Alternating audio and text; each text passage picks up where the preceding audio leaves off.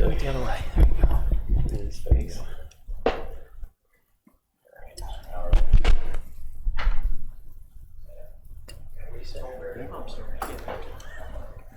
All rise for the Pledge of Allegiance, please. I pledge allegiance to the flag of the United States of America, to the republic which stands one nation, under God, indivisible, with liberty and justice for all.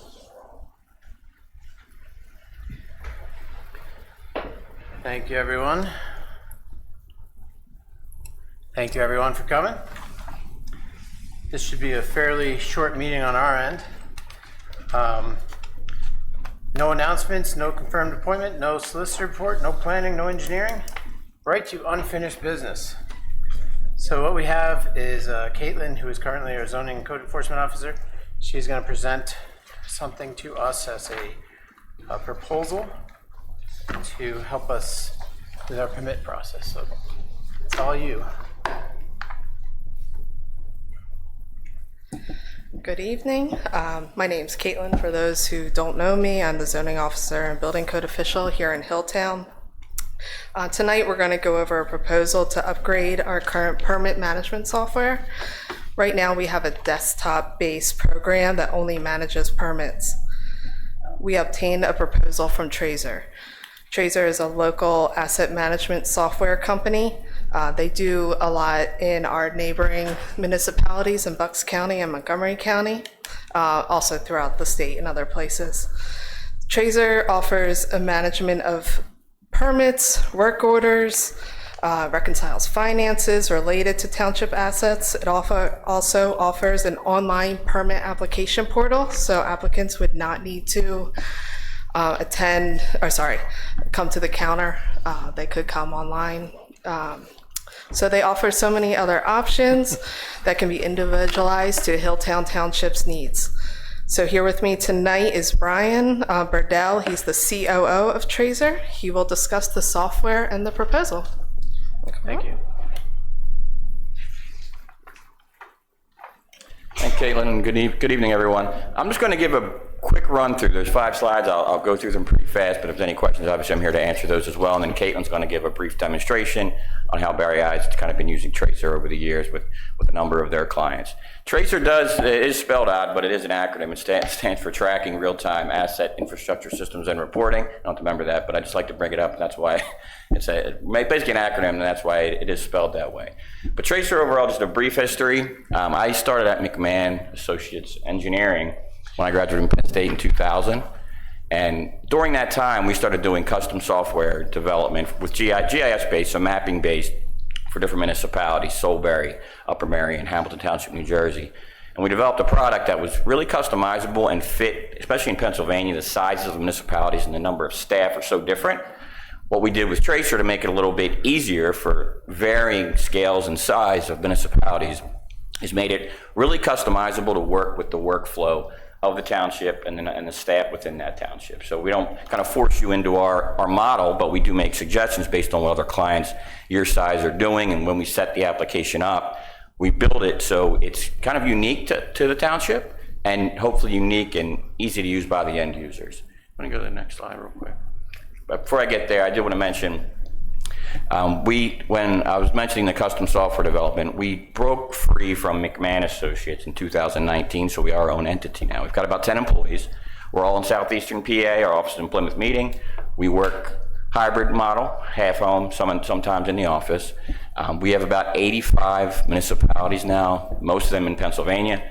So we have a good number, especially in southeastern Pennsylvania, northeastern Pennsylvania, and Allegheny County. Those are kind of our main areas, and a couple larger ones in New Jersey, including Atlantic City, Hamilton Township, and one in Florida. So just wanted to bring those things up. And the application itself, this slide's a little crazy and a little busy, but that's what we usually find when we come to municipalities is everybody's kind of working in their own lane. There might be Excel sheets, there might be an Access database, there might be paper, could be all kinds of different things. When we come in, what we do with Tracer, and we'll go to the next slide, we try to bring all those things into one local interface so anyone can see any information about workflows, work orders, permits within the township and on a property or on an asset. Want to go to the next slide? So this here is just a little bit about how who's going to We kind of bring those things together, as I mentioned. One, field data collection, so you can use Tracer in the field on tablets, on phones, whether you're doing a permit or just work orders, or you're gathering information on stormwater assets and that type of thing. So like I said, we have a lot of municipalities, but also with stormwater and sewer, we also do have sewer authority. So we work with those as well, implementing Lower Salford Sewer Authority. Actually just signed on, they're pretty close to here. That's one of our newer clients. So they just started pretty recently. You can go to the next slide. This is really the Tracer dashboard. You can hit enter, it's going to bring up some stuff. This is me and Caitlin's first time presenting together. So these are our 5 primary modules. Asset Central is where all of your GIS data lives. That means property lines, any type of sewer, signs, anything that Public Works is really attending to, either out in the field or just in the office, repair orders, inspections, and things like that, get tied in with Work Central. And Work Central, you can really track any type of work order, service request. You can track labor, costs, inventory, like really anything in there that you need to track. You can track Permit Central. It's called Permit Central, but it's also our licensing model, so it includes any type of permit, rental license, business licenses, code violations, anything like that that you may be tracking are all included in that module, and built out a little bit differently depending on the way you operate. Citizen Central is kind of the portal that Caitlin was talking about for the permit portal, but we also do have an issue tracking portal, meaning residents can submit issues online, and they can be routed to the appropriate person in the township, and the resident can get feedback once that's been complete. Operations Central is GPS integration, another Public Works tool. A lot of times used for, we integrate GPS data with GIS data, so you can track plowing activities during the township and also show those activities to the public if you wanted to. But these are all kind of separate modules, and I think today we're focusing on asset and permit, maybe on Work Central a little bit. And again, I know we have a ton of time because we've done these demos. It's taken 2 hours to go through everything. So I'm trying to go fast here, but like I said, if you guys have any questions, please feel free. And then next click. Just real quick on the technology, as Caitlin mentioned, you guys are currently using a desktop application. Tracer is cloud-based. We handle everything IT-wise. As long as you guys have an internet connection here, then Tracer will work really in any modern browser. We integrate with Esri's ArcGIS platform. They're really the world leader in GIS and spatial data. Tracer is a spatial system at its core. We have half our team has GIS degrees from various universities, so we're pretty good at mapping data. And then we integrate that with SQL Server. Everything's hosted on Microsoft's Azure clouds. Like I said, we take care of everything. We back everything up. It's all synchronized in 3 different locations, so your data is safe. You can go to the next slide. You can hit enter again. Yeah, go ahead. Now, I just like to bring this slide up real quick because it's a common challenge for most municipalities. We do have a lot of MS4 standardized forms in the system. We actually, one of our partner firms is a civil engineering firm that does a lot with MS4. So we've built those forms, those records, those types, and those reports into Tracer, so it's a lot easier to manage and maintain. Whether you're doing it internally or a consultant is working on that data, you'll be able to view that data and report on it within Tracer. Next one. So just real quick 3 things. One is we do find that it's very easy to use. As we're going through an implementation, we're always showing and kind of training as we go, so by the time a municipality goes live, they already know how to use the system. We don't have like 3 formal days of training. We train throughout the process. Integration, we can really integrate with any type of system that we've come across. Finance systems, we've integrated with like 5 or 6 different ones, whether it's real-time integration or an overnight file that just gets emailed to someone and they can import into that, so you don't have to re-enter your permit fees into your finance application or anything else really that you needed to integrate, we can.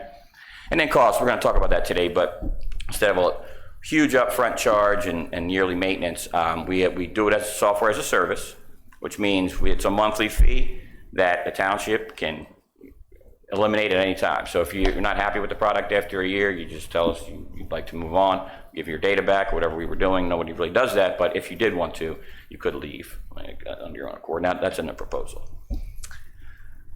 With that, that's really my quick overview.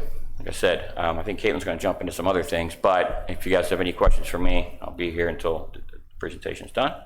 Thank you. And thanks for your time, everybody. Appreciate it.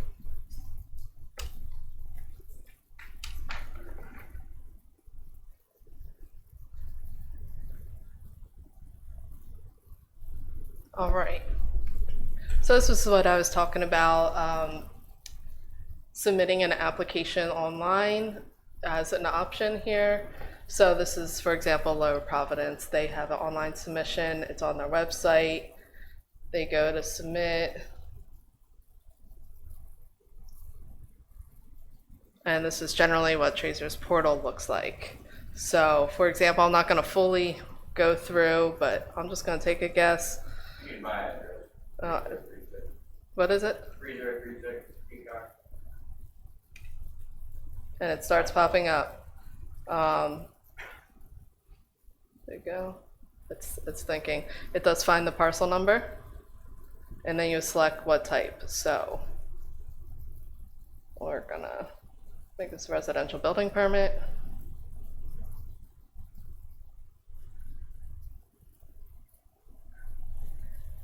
Has all. I'd like to mention here that this is all customizable on this form, meaning a lot of our clients use this, but they give a lot of direction to the applicant right on this form here, so they understand what they need to fill out, what they need to submit as far as documents, how things go, as you kind of go down to this list of submit.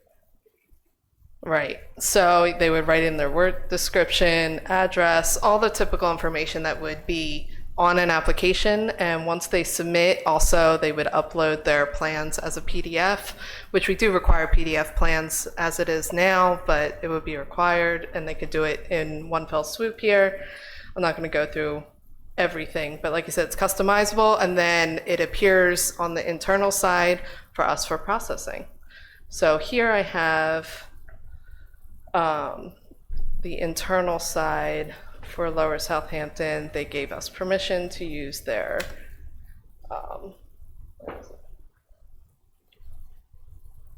this is their township building. It's also great for property maintenance. Here's a work order that was placed under the township building. Let me look at one. Yeah, so that screen there actually showing it's really what we call our asset dashboard for the property, but any type of street or if it was a manhole or whatever it is, that same asset dashboard actually opens up and you can view information about the asset within it, and then also it will show any type of document, permit, work order, license, or anything else associated with it all comes up right there. If you have access to it. Right, and down here, this is where the PDFs are. The fee schedule is fully loaded and will calculate as needed and can be emailed to the applicant for payment. For payments, you can take them online, you can request the payment through email, through here, or they can be actually take a card reader, building. Okay, and then, so this is here we were talking about here, the assets. Example, let's go.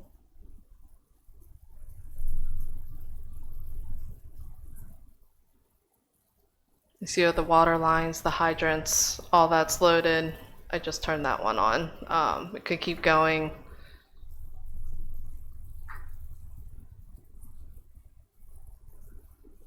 So sanitary, you can even see the flow.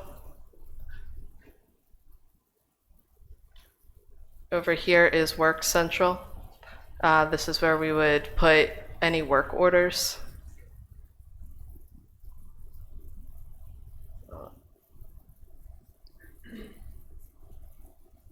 And this would be for the staff to use. Public Works would use this if they needed it. So there's the work orders. It also allows to upload any fees that may be associated with the work order that has to go out.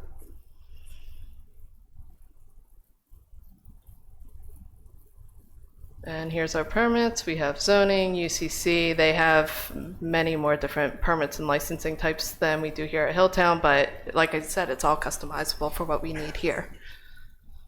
So does anyone have any questions for me or Brian? Who wants to go first? Okay, I will. Right, so, I mean, there's a lot up there, obviously. I'm sorry about that. There's a lot up there. Did you say this is lower? This one's Lower Southampton. Lower Southampton. They're probably similar to us in size, I would think, correct? Similar in size, a little more dense. A little more dense? Yeah. Okay, so how long did it take to get to this point? Well, typically we prioritize what you want to do first. So you guys are Okay. permit for work orders, that's a lot easier to set up. Okay. Think permit, the process is usually a little more complex. Okay. We put our proposals in 3 to 4 months. Brian, do you mind going to the? Sorry, yeah. That's Thank okay. you. Thank you.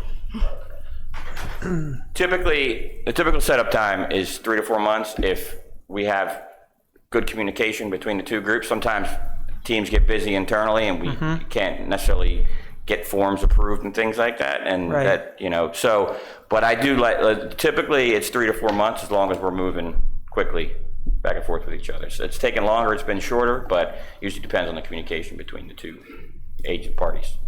Can you elaborate on the MS4 forms? Because obviously that's a big thing of late.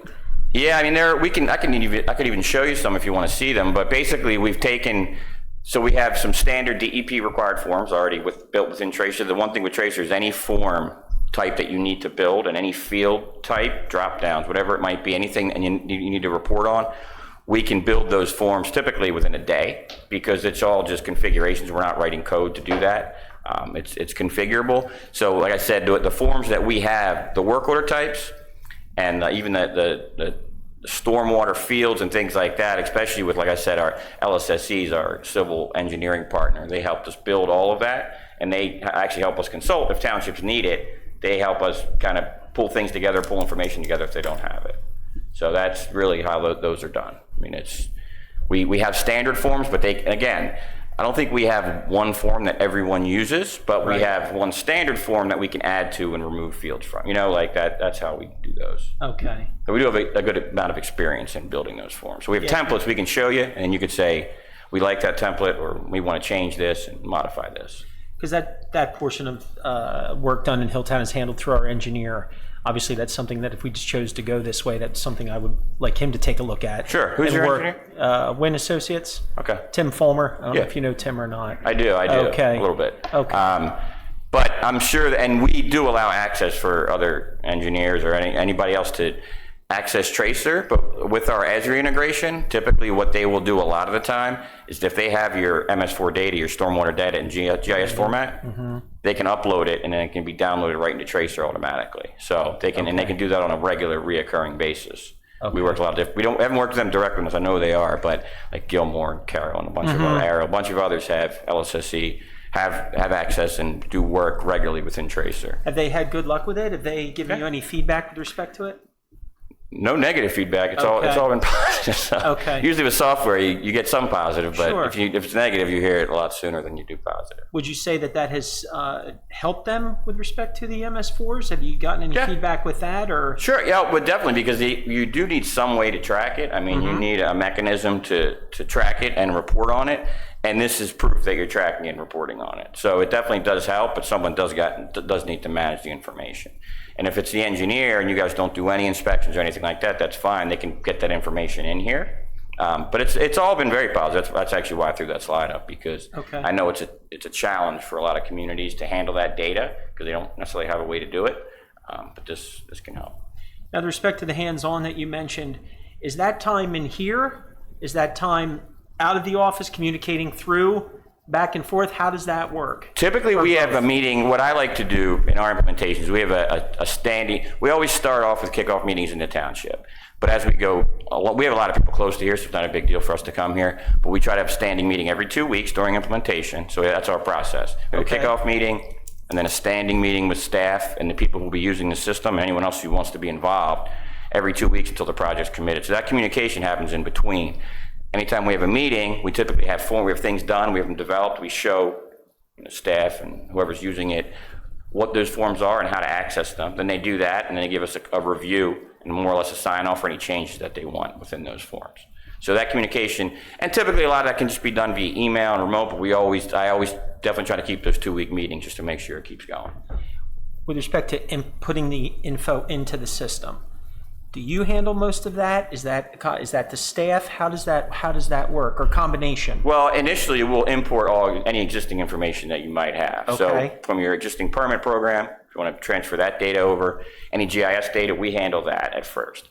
Going forward, staff could be putting in GIS data, but the permits themselves, the staff's up, they're going to be entering those, inspections, things like that. But initially, we get everything in there that you need in there. And then even going forward, if there's something else that comes up down the road that we didn't think of, because that'll happen. Because once a town usually starts using the system, they realize it can do even more than what they thought it could in the beginning. So we expand it to other uses and even other departments if needed.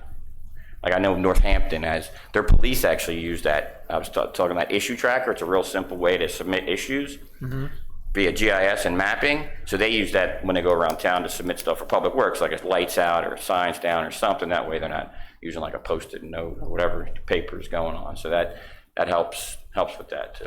How about tech support? Thing unfortunately goes down. How do we get people in? How does that work? So if it goes down, we don't necessarily need to come here to handle that because it's all cloud-based. Correct. We can remote in, we can come here, it's fine. Okay. But we have basically a 30-minute response time on our team. Okay. So we're fast. That's like one of the reasons our clients actually like us a lot. I mean, I'm sure Caitlin could even Yeah, I was attest gonna to say, it. I can confirm that. I get Okay. emails almost instantly Okay. from Tracer if, hey, this isn't popping up, if there is an issue. Okay, good. I still do tech support too, so I've done Okay. this for a long time, but I still do it if it needs, depending on what the issue is. I try not to, but I still do. Okay, thank you. So my question has to do with the fee schedule. Yes. Our application process has a lot of variables in it. Might be percent of square footage or anything like that. Yep. So when you call them a customer, a resident, fills out the online form, does it get reviewed by you prior to a bill being sent to them? Yes, so that, it doesn't, when I say automatically, I can if it's based on square footage, I can type in the square footage and it will calculate based on how our fee schedule reads. It's not just gonna do it and send it out. It will be reviewed. Even an application that comes in, that would be internal policy, but typically what we do elsewhere is they would, a staff would review for completion that there is plans, because that does happen. They submit and it's like, well, building a whole new house, how come there's no plans here? And there's a back and forth. Once we could establish it's complete, then we do the reviews and then go in to fee it up, just like I do now. But every fee's assigned the account that it will go to. So zoning and building can actually be merged together under one permit. All the zoning fees will go to the correct account, all the building fees and whatever other accounts that it needs to go to be filtered out and go to finance appropriately. But I will check and look at all the fees. It doesn't just go And out if you without that did, some review. of our clients, simple permit types, they might charge an upfront fee if it's not like a calculation like that, or like an application fee that you charge no matter, if you do that, I don't know. Right now we do that. That's something we could maintain. We could revisit that. That's all internal policy that they would work with those procedures. Yeah, so that's up to you, however you wanted that to work. But what you said, what she says, typically application fee up front or simple type, but they review before requesting final payment. Final payment. Yeah, the full permit fee. So flat rate stuff would pop right up. Yeah. Is that correct? If you wanted to. If we want, if we Like chose it to right go. now, like for example, $100 Correct. is usually charged up front for a residential building permit Right. review.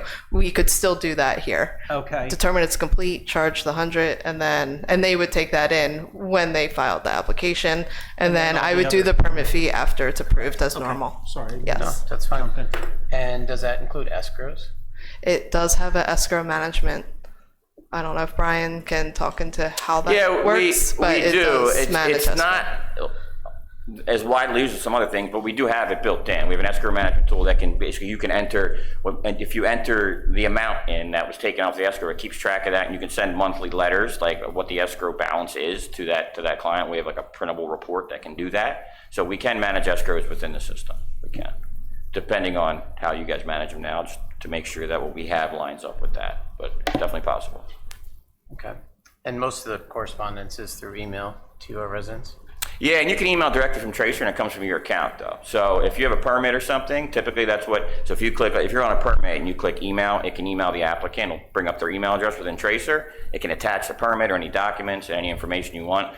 And we integrate with Outlook, meaning that if your IT allows it, they can send it from there. They can put their email address in, and then we don't see their passwords or anything like that, and it can come right from Tracer. And we also do a calendar sync with inspectors or work orders, whatever it is. You can sync your Outlook calendars with a Tracer calendar, like if you're doing inspections or work orders out in the field, you can see your calendar in Tracer, and you could see your Tracer items within Outlook. So that's our kind of It goes, so it'll. Both, yeah. Both ways. Okay. So I guess, Caitlin, this is probably for you. How does it, and this was something we were chatting about a little bit, what's the real benefit to the township Is it reduced hours for the staff? Is it? It is reduced hours, reduced paperwork, the amount that right now that we're getting PDFs, but still printing. Right. We're duplicating a lot, especially in terms of paper resources, because our plan reviews do go out via email. That's why we do require PDF. If I'm not doing it, someone within Barry Izette does it, but it has to be emailed. Also, turnaround the finance side, which right now they collect the papers, write down what the fees are, delineate them to the right accounts. That's all going to be done for them. Okay. So it's more on the administration, I'm sorry. Yeah. So it's more on the administration side where we'd save money? I think so, more on the administration. Is there, and does it speed you up at It all? speeds me up It significantly, does. yes. So hourly wise, yours would go down per permit? Probably, yes. Probably? Okay. Sorry, Joe. I No, didn't mean no. to- All good. And in terms of security of the data, can you just run through that one more time? Yeah, so your data is secure. We host, like I said, we host everything on Windows Azure, so it's their cloud-based platform. We have multiple VMs up there, but everything is SSL secured. We've got any security protocols in place for compliance that are necessary. So we get reviewed once a year by an outside firm. They review us to make sure everything is secure. But the backups, those happen multiple times per day, but we also synchronize in real time all of your data to another data center outside, basically in Atlanta. Our main one's in Virginia, and then we back everything up to Northern Europe. So if there's like a big crisis here on the East Coast, then we still got it in Europe. Both, I'm out, but that's going to have more problems if that's the case than worrying about your data and tracer. And you mentioned you have somebody come in and look. Do they issue like a SOC 1 or SOC 2 report? Yeah, so we did that last year, and we did get a report, and there was only a few minor things we had to update. And the same thing with our, like we have cyber insurance and that kind of thing too. Yeah. So they review things with us, and we work through that. Okay. And then would we be able to give, because Tim helps a lot now with escrow release when projects are done, would he be able to have access to this platform? Absolutely, to yeah. We could trigger give him that? in his own account, and he could go in and use it. Absolutely. Yeah, our pricing isn't based on, just so you guys, it's not based on number of users. You can have as many users as you want. It's just based on really population size and what you're using it for. That's just our typical. So all of this would be housed then on our server? No, it's through the cloud, you Yeah, said? we're- Okay, so we don't have to worry about upgrading any of our... Nah, it gets upgraded all the time, and we Okay. are constantly evolving this application. So Okay. we have 3, programmers on our team, and we're always making changes. I don't think we've ever brought on a new client where we didn't add a new simple feature for them, at least one. I mean, it's just people come up with new ideas, so we add them to improve the product as we go. So it's constant, not constant, but we have like monthly or bi-monthly deployments of features, but whatever it might be, software related. So that's pretty steady. So it's not going to go stale and just sit. It's going to keep getting better and better as we go. Okay. Is there reporting that can summarize types of permits that are coming through or requests Yeah. and fees and? Yeah, basically, we have, I think now, over 200 reports in the system.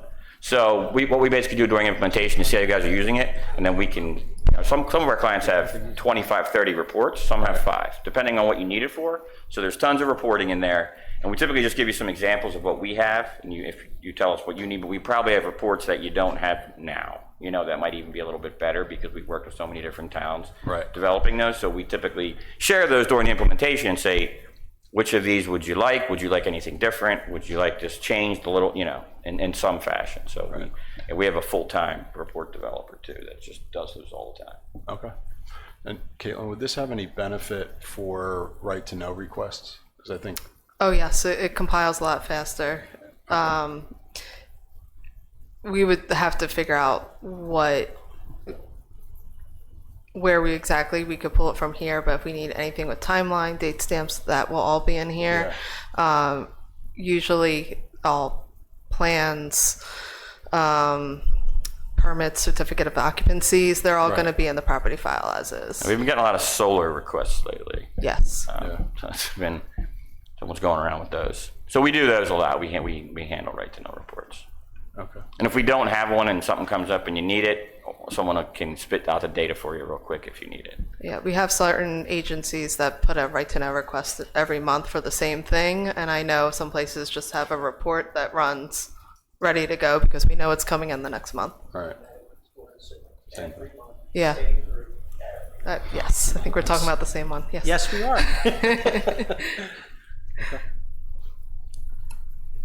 Of the 85 municipalities that are currently using it, what's the high end of your monthly fees? Lower Marion. What do you mean, what's their fee? What is their fee? Yeah. It's 3,600, I'm yeah. pretty sure. What's that? 3,600, I'm pretty sure, Okay. off the top of my head. They must have every bill. They do. available. They've got everything, and they're big, and they got a lot of. They got like 100 users in there. So, What's your average, would you say? honestly, about your size, like Hatfield, you guys, that's normally our kind of. That's a mid-range size municipality in Pennsylvania. We have some boroughs with 2,000 people in them. So, and then we have like Hamilton Township, New Jersey, which is over 100,000 people. So it's very scalable, grows, but this 15 to 20, 25, that's where most lie, I would say. Okay. When you add things, like you said, it's always evolving and things like that. Is there any charge to us when you add, like? No. It's Yeah, added it's just in and there. it becomes part of the whole deal. And we have release notes you can read, and you'll see that those come out. We don't pepper you with those, but they're built within Tracer, so you can check Okay. them. If a big thing comes out, then we will let all users know, and you Sure. can click. But the little things, you can just go and kind of look. So there's no charge, especially if you didn't ask for it. I'm gonna charge Okay. you. But no, there's no, and we do keep our costs. I mean, it's in the proposal. We keep it flat for 5 years at least. So, and after that 5 years, the only thing that's in the proposal is maybe a 5% increase, but we haven't even done that. So, because we like to keep our clients and kind of build a relationship and a partnership with them, because most of our clients come from other clients telling other municipalities about us. So, we like to keep those steady, because I know a lot of software companies will come in with some high price increases, and you're already kind of stuck in that with that vendor, because it's a big change to go with something new. Or they won't support it after so many years, and then you're forced to buy something. Right. But we have no plans of not supporting it. Not that I know anything about that. Right. So, but yeah, no, we keep it up and we keep it going. Are there any termination fees? No. And you can terminate any time. Tell me 1 month you want your data back in a couple of weeks, we can do that. It's only happened like once, so have that often with us. And all data is just given back to you? Yep. Okay. Yeah, and sometimes, Why wouldn't it's like it? I said, Yeah. it's happened once, but copy the database, somebody can have it, or we can do some exports or whatever you would need at that time. Okay. All right. Don't you want it? No, anything else? I guess we should probably have Tim look at it. Yeah. I agree. Yeah. Well, we appreciate the input and the information. Okay. Thank you, Brian. Thank you, Kate. Thank you, Caitlin. Thank you. I'm very interested in it. I'm not gonna lie, I really am. Well, I appreciate your time, and hopefully we'll work together. Thank you. Thank you. What's that? Yeah. Yeah, we're good. Thank you. Thank you again, Brian. Appreciate your time. Joe, do you want to adjust the camera now? Thanks, Caitlin. Thank you. Thank you, Caitlin. Let me just pull this up here. Sure. Yeah. It's Okay. us, right? It's on us, right? The camera? Yeah. Yeah, we're He's good? gonna move. Oh, okay. Continuing on unfinished business, COVID money use requests. Mr. Joe? So this is, the purpose of the request ultimately is to replace what we have projecting on the wall here. We met with 2 different vendors to get a sense of other visual aids that we can put in the room.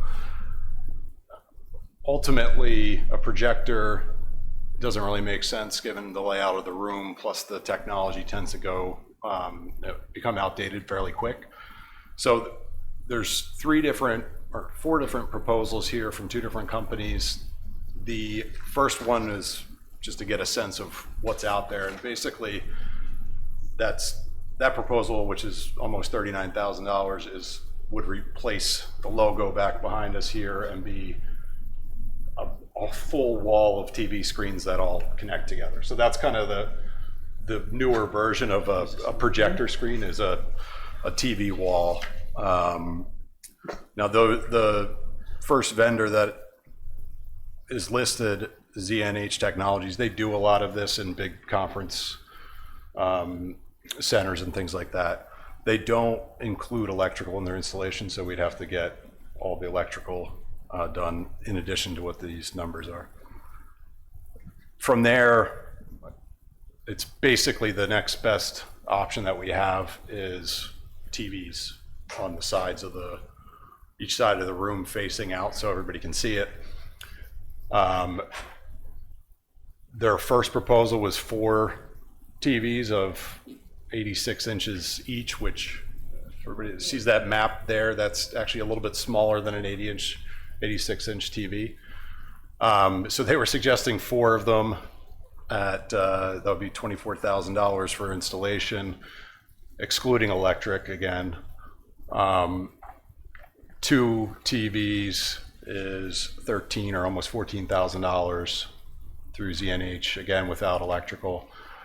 And then Ed's TV came in, and their proposal for 2 85-inch screens is $7,333, inclusive of electrical, and basically setting up the sides so that we could expand if we ever needed to, rather than have all these cables kind of running all over the place.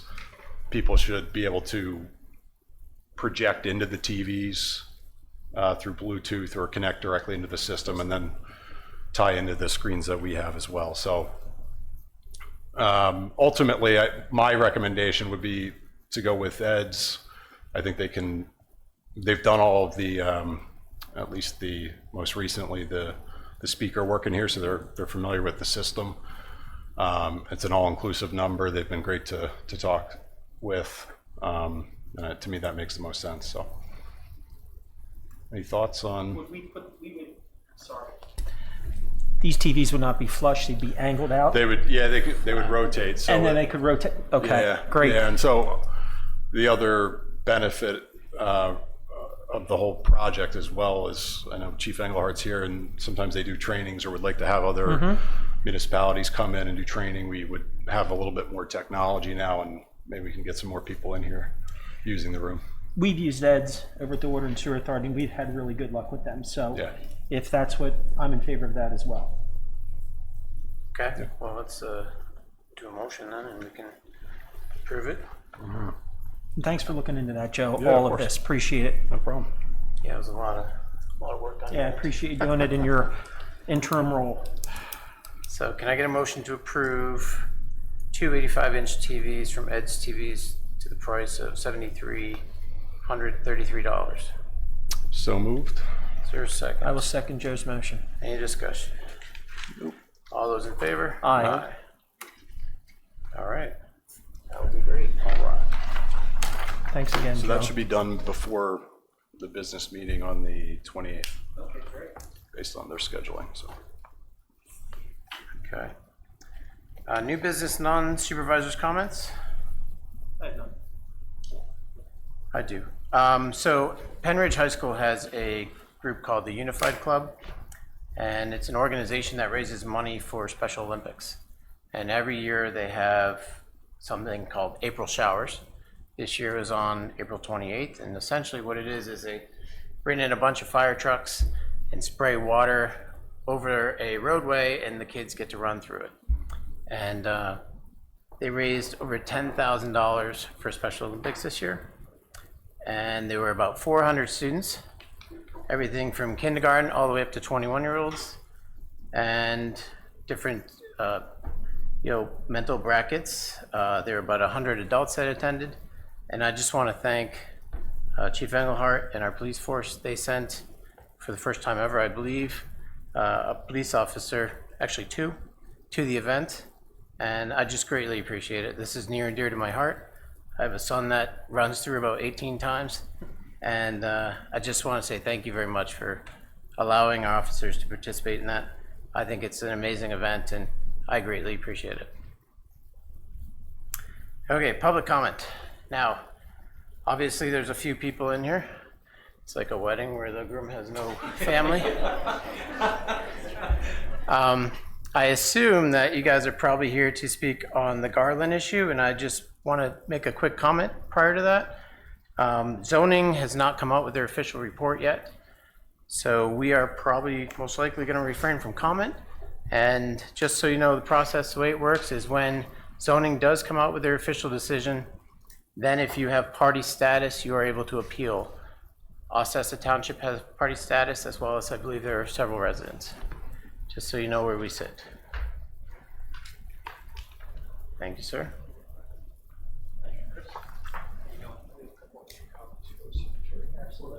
Thank you.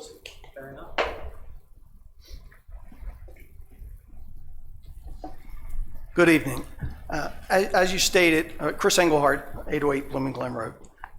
As you stated, we're very much aware that you have not received the decision yet from the Zoning Hearing Board, but we want to take an opportunity to present letters to the board from residents of the village of Blooming Glen, and I was going to read a brief synopsis of Sure, please. my letter, because otherwise they'll put us all to sleep if you read the entire thing.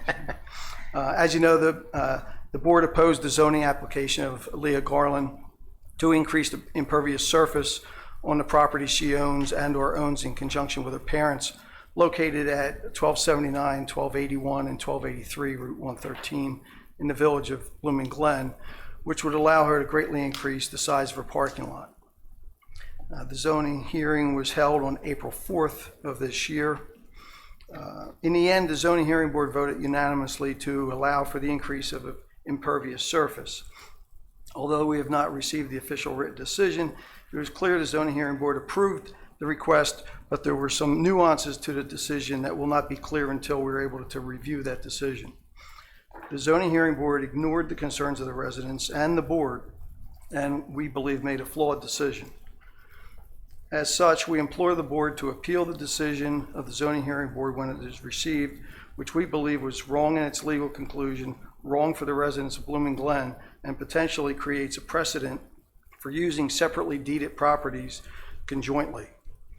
Additionally, we believe the zoning hearing board member Brooke Rush had a conflict of interest in hearing that hearing.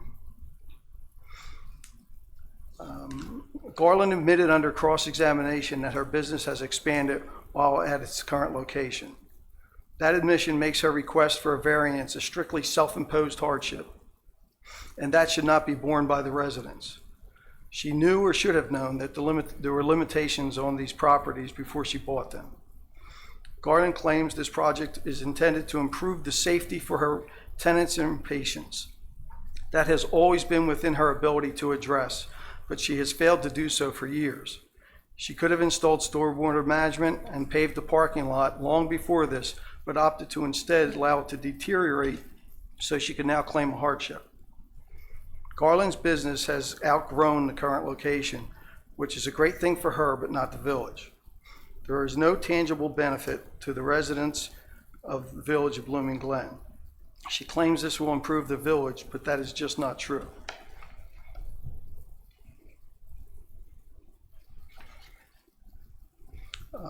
Also, like I stated further, we believe there was an appearance of, or at least possible conflict of interest for zoning hearing board Brooke Rush. His investment property is located directly across the street on 113 from the Garland properties. Any improvements made to the stormwater management on Garland's property will benefit his property across the street. Stormwater runs across into his property there. In addition, we really have to wonder why there were no complaints about the prior owner, Jack James, even while she was a tenant there. But once she owned the property and made changes, the complaints have piled up for years. These are 3 separately deeded properties and should not be allowed to be operating conjointly any more than to the extent already necessary for numbers 1281 and 1283. It was not needed before and should not be needed now. If it is needed now, it is a clear sign that Garland has outgrown these properties. As a side note, also, it should be noted that Garland recently announced that she will be opening another office located in New Britain Township. The location in this instance is reported to be in a business park, which is designed and zoned to accommodate those types of businesses. It should also be noted that Garland removed the natural buffer on her property, which in all likelihood caused some of, or at least exacerbated, the stormwater issues on the property and causing that water to flow off of her property onto 113. She also testified that she also did not actually need all the additional parking she was requesting. Assuming this is true, why did she ask for such a significant increase of impervious surface, which is another self-imposed hardship? And the reality is, if you allow for additional parking, she will use it. In 2007, the zoning hearing board at the time approved a total of 16 parking spaces, in part because, in their opinion, it would not alter the essential character of the neighborhood. We assert that the proposed dramatic increase will do just that. Plus, that zoning hearing board noted that their decision was based on the fact that the hardships were not self-imposed or self-inflicted, in sharp contrast to Garland's current variance request. Finally, Garland knew the limitations of the properties and then started to operate outside those limitations, a self-imposed hardship. This is not a personal attack on Garland, regardless of what her supporters may claim. This is not a popularity contest. There were no issues until she purchased the property, grew her business, and then made unauthorized and unapproved changes without considering the neighborhood. The history tells the story, and we urge the board to appeal the decision based on the zoning hearing board's failure to follow the township's zoning regulations, failure to properly consider its harmful impact to the village, and due to the conflict of interest for one of its members. Thank you. Thank you, Chris. Thank you. Chris, these other copies that you gave me, you just want me to give them to the staff? If anybody comes. Okay, thank you. Any other public comment?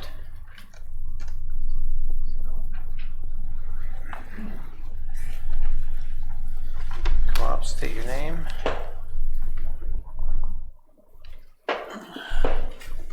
Oh, thank you. My name is David Detweiler. I live right behind Garland's properties, about 2 properties removed. So the rear of my house faces the back of her business. And years ago, that was a dump when I moved in. It was like 2000. And then Mr. James bought it. I actually came here to support him because he sought some variances. He made the building look phenomenal. And I look at it every day from my house. So things changed once he left and sold that building. And the Penridge Wellness Center has not proven to be, they don't prove that they want to be a good neighbor to those of us that live in the village. They may have a successful business, but they're not being a good neighbor to us. I'll tell you an example of a good neighbor. My property also borders another business in the village. It's called Tussock Sedge Farm. So last year in the fall, cows got out, middle of the night, went across my front yard, made humongous deep holes. The very next day, the owner of that farm was at my house apologizing profusely that the cows got out. I said, I understand, things happen. I left for vacation about 2 days later, thought when I come back, I'm gonna fill those holes with topsoil. I got back a week later, every hole in my front yard was full. That's a good neighbor. That's a business that wants to be a good neighbor. They're friendly, they want to work with people. And I don't see that with the Penridge Wellness Center, and I'm just urging you guys to help us out in the village. Thank you, sir.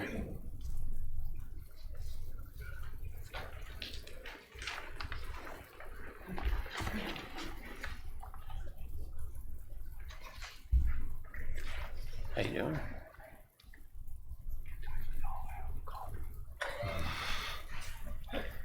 Thank you, sir.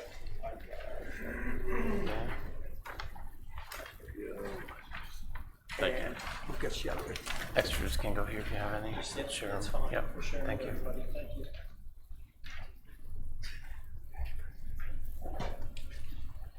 Okay, good evening, everybody. My name is Joe Yates. My wife and I, Nancy, live in Blooming Glen. Matter of fact, directly across Blooming Glen Road from Garland. Yeah, we just have a few, and ditto what Chris said, okay? Some of this may be a little redundant. repetitive, but repetition makes reinforcement, so. Anyway, myself, Nancy, and I have lived in Hilltown since 1986 and have raised all of our children here, 5 Penn Ridge High School graduates. We have enjoyed the relaxed pace of the life in the village of Blooming Glen. Our neighbors have always treated us and each other with dignity and respect. However, this once tranquil village has for the last few years been experiencing hardships and conflict, mostly due to changes in the landscape. It seems that zoning restrictions have been circumvented, and now another variance has been requested involving 3 properties. 1283 apartments, 1281 office and apartments, and 1229 Route 113 of private residence. These properties are owned by Dr. J. Leah Garland, an ambitious chiropractor who has expanded her property ownership over the past several years. I would like to convey our strong opposition to any further development or changes to these properties due to the following concerns. Number 1, increased water runoff due to the placement of impervious surfaces in the parking lot and in between these properties. This has affected several homes due to excessive water drainage. It creates water-soaked lawns and basements and hazardous icy conditions in the winter on both properties and Route 113.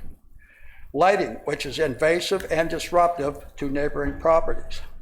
Creating a larger area for parking from 16 to 32 spaces changes the character of our village by replacing a park-like environment with macadam, impeding privacy of the neighboring homes and by contributing more traffic to an already busy intersection. Number 4, allowing a parking lot which adjoins all of these properties would set a precedence for consolidation of properties and a tendency to negatively impact our village in the future. In our opinion, the reason that the exterior of these existing properties has fallen into disrepair was a manipulative effort to justify an expedient variance and an example of putting others at risk for personal gain.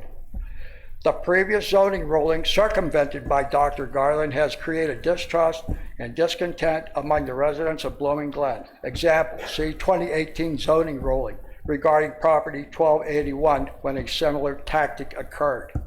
Number 7, the chiropractic business/office seems to have outgrown Blooming Glen and raises the concern that J. Leah Garland's ability to adequately and safely operate a business without impinging on the safety and well-being of not only her clients and tenants, but also the homeowners and neighbors of Blooming Glen.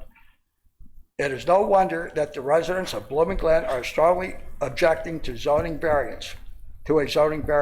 The residents of Blooming Glen embrace the ideas as stated in Section 10.16, Town Center Zoning Article 10, Zone Regulations, with emphasis on, quote, allow development at a small scale with a town-like setting and supplement or serve adjacent areas without having an adverse impact on adjacent areas, but always with the intention of furthering the public health, safety, and general welfare, end quote.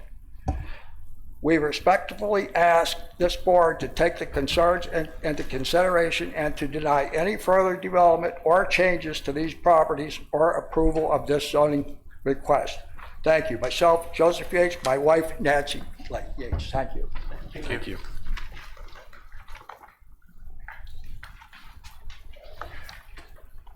Anyone else?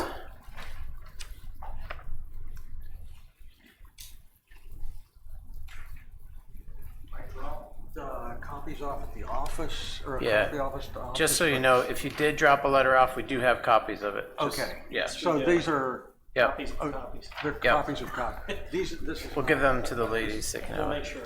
But that's not assigned. Oh, okay. Fair enough. Thank you. So I'm Philip Roth. I live at 822 Blooming Glen Road, several houses up the road from the intersection of 113. I kept my letter a bit shorter. I knew my neighbors were covering a lot of details, and I concur with their observations, but a couple things that my wife and I wanted to emphasize is we like living in Blooming Glen. I've been here since 1996 and raised our family here, and like the village and want to keep it that way. The idea of expanding multiple properties together and with a big parking lot and a bigger business enterprise capability on a property scares us, that it's going to just change the village into something that's not what Blooming Glen has been or should be. We were concerned about Mrs. Garland having made unpermitted changes to the properties and putting more gravel down to make her parking lot bigger without approvals and so on, and now wanting to make that official and approved to have a larger size and cover over even more grass and impervious surface. And we were concerned about that one of the zoning persons owned property right across the road and didn't recuse himself from the decision making at the previous meeting, and that is troublesome that was to happen. But a main concern, or one significant concern that impacts us probably the most, is we travel through the intersection of 113 and Blooming Glen Road on a daily basis, multiple times some days, and that driveway coming out from the wellness center is only about 50 feet away from that intersection. And when a car is coming out of that driveway, it really complicates the decision making on when it's okay to pull out and when to not pull out, and which car is going to go where, and you know how to navigate that and negotiate that. And that is only going to be aggravated if there's capability of having a lot more cars in that lot and a lot more cars coming in and out at the same time. And so that is something we would like to not have you have you appeal that decision. And there's been conversation if we have a traffic light there or something. A traffic light, in my opinion, would make it possibly even worse, because polite drivers would be motioning people out of that driveway, and they would be pulling out onto 113 at the same time that another car might be coming from have a green light on Blooming Glen Road and have more crashes and more accidents. And there's been several police reported accidents in the last couple of weeks right in that area. So it's kind of a troublesome area to start with, and more traffic coming out of the parking lot at Garland Properties is going to make it worse. So thank you. Thank you, Phil.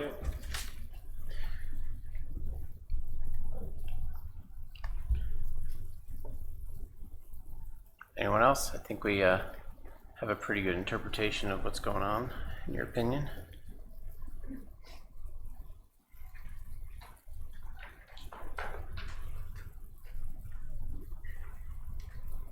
Thank you. Yeah.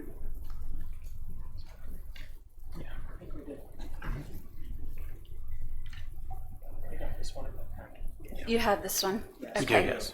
Good. I just wanted to make sure it was in public, whatever. My name's Amy Detweiler. I live on Miriam Drive in Blooming Glen, and I loathe talking in front of people, so you know this is like a big deal to me. I won't rehash what's already been said. I agree with the points that have been made so far.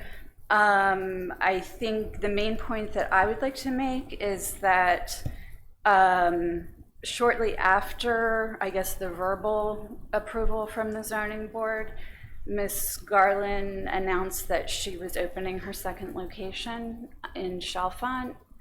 as is noted on her Facebook page. And the language there is very troubling to me, saying that if you know our fearless leader, you know that when she sets her mind to something, she's unstoppable. Well, she had a grand vision for expanding and helping a broader range of people reclaim their lives, and goes on and then announces the opening of the High Point location. To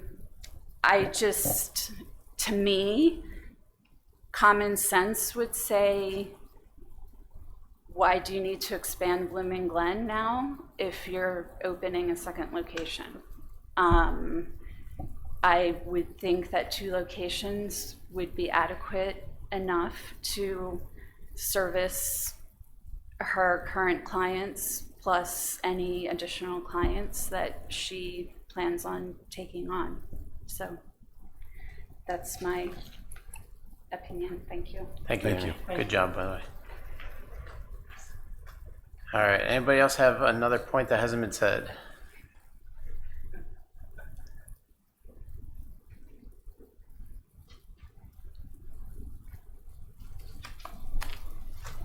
My name's Barbara Myers. I'm representing myself and my husband, Jim. We live at 1275 Route 113. You already have the letter I had sent in earlier. We do, yes. A few points I just wanted to, bring out to the rest of the public. We've heard a lot from Ms. Garland about how the properties in question were conjoined as long back as anyone can remember. Well, Jim and I lived in 1283 from 1978 through 1980.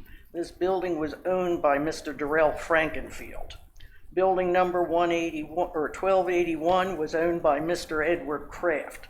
Building 1279 was another private residence. Building 1281 was physically separated from building 1279 by an earthen berm. I remember it very well. It accessed the second floor of and extended from the rear of building 1281, which is the health center now. It was separated. It was removed from the site before purchase by Garland Properties, but it did exist. Second is also the feeling that one of the zoning board members has a conflict of interest, as has been mentioned. Time and time again, Garland Properties LLC has shown that it's not concerned with issues when approached by neighbors. And it was really funny that the issues of broken sidewalks and concrete steps at both 1281 and 1283 were neglected. And doggone, one day after the zoning meeting, they were there fixing it. And if you don't believe us, go check, the concrete's fresh. And I just wanted to sum up too, Blooming Glen is fortunate to have retained its village and historical feel while mostly surrounded by preserved open farmland. Some things not addressed. Another business, Blooming Glen Pork, has already torn down a home to put up a parking lot. Please do not let the village center become what Dublin Town Center is becoming, more urban than pastoral.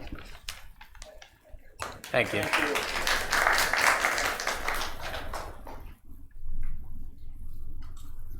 Okay. Okay, moving on then. Any press? And we'll make a motion for adjournment at 8:06. I'll make that motion. Second? Second. Okay, all those in favor? Aye. Aye. We appreciate everybody coming out Yes, tonight. thank you. Thank you very much. Safe travels going home, everyone. This is all of this is copies of the copies. Yeah. Just give them to Joe if he doesn't have them. Joe has copies of copies of copies. Yep. Caitlin.